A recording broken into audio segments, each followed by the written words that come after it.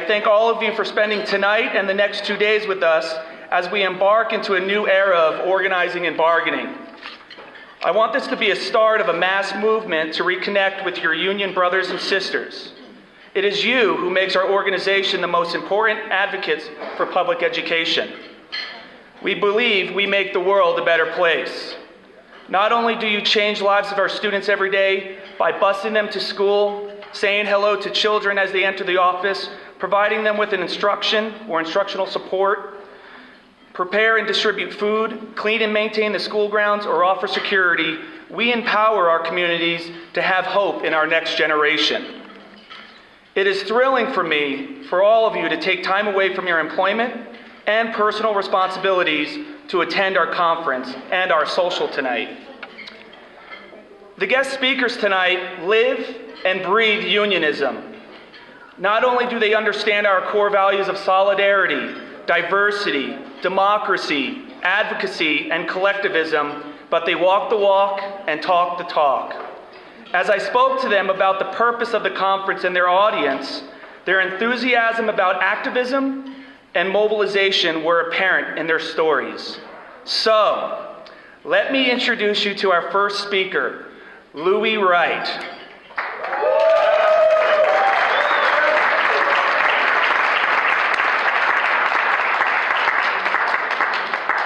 As a Denver Bronco from 1975 through 1986,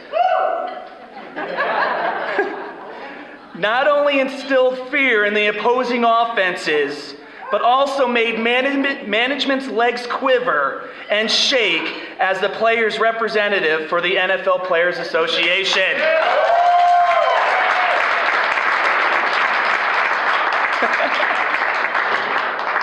This five-time Pro Bowler and member of the Denver Broncos Ring of Fame now spends his time teaching at Gateway High School in Aurora and coaching at Metro State College, providing our children with top-notch education and the dream to succeed. Please give our very own CEA member, Louis,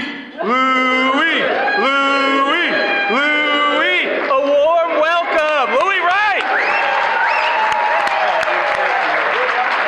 A couple months ago, I ran into Ian Dozier. Where's Ian at? Jody. His son's name is Ian, so that's what But his son and my daughter both graduated the same year from Overland High School, and they had the honor of being the two youngest graduates. My daughter started school a little bit early, and so did his son, so we kind of had that connection. But I ran into him at King Soopers, and we got to talking. This was a couple months ago, and he thought, oh yeah, you could come to our event one Thursday, and I was like, yeah, I'm open always on Thursday. Well, about 3 weeks ago, I found out the Broncos are playing on Thursday, so I may kind of maybe go watch a little bit of it. But nevertheless, but anyway, I grew up in California. Just real quick, for some people, everybody hasn't been in Colorado or know much about me, but grew up in California, went to San Jose State University and played football there. Got drafted by the Denver Broncos, had 12 great years here with the likes of some of the great Broncos, Randy Gradishaw and Tom Jackson, Steve Foley, and Haven Moses. The list goes on, but I was so blessed to be around such great individuals. My connection, you say, okay, yeah, that, but during the time I was with the Broncos, one of the things that I felt real strongly about was being we call them player representatives or player reps, which was the union representative for each team. And I took the job primarily because for whatever reason, I felt a kind of a passion, and I knew that in the NFL, the player reps, they always kind of cut and get rid of the people that are speaking up.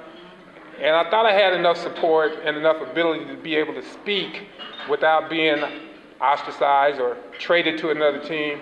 So it was kind of a risk that player reps take. A lot of people didn't want to do it, and we basically didn't have one. So I went ahead and took the challenge, and I enjoyed it so much. We at the time, I went through a strike in 1982. It was my job to communicate during the strike when players weren't there, kind of keep the players united. A lot of teams did not really support the strike, had some division among the team, and I was most proud of is that the Denver Broncos were 100% united, and I think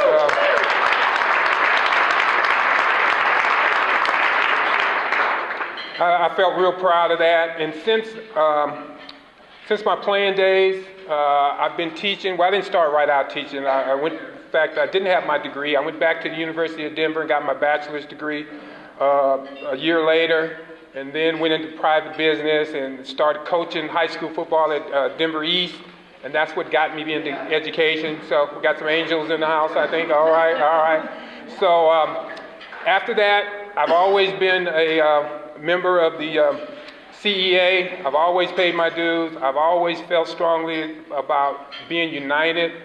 It's just no way that, and I know a lot of teachers I work with, for whatever reason, they don't feel that they have to do anything for anybody else. They think only of themselves. And we kind of have a society of that now a little bit, that people are just, they think only of themselves. It's all about me. And I totally disagree with that attitude. And anytime I get in a discussion with other teachers, I tell them to pay their dues, support the union. The only way that we can continue to enjoy some of the benefits, and actually well-deserved benefits for teaching, is by being united and staying together. So once Jody told me about, and I also met Lynn probably about 15 years ago. And doing a campaign for the stadium. Exactly. And I'm always doing stuff. I just kind of feel like I owe that to, for being so blessed with the things I've been given. But I just want to let you guys know that I am a teacher. I am part of the union.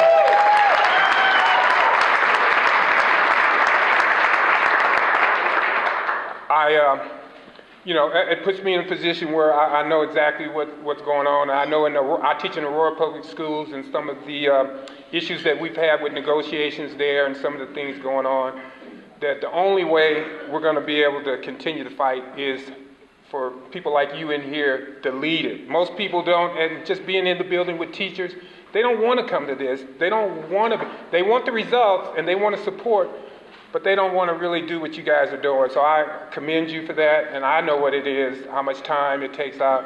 I just want you to know you're appreciated. You're appreciated.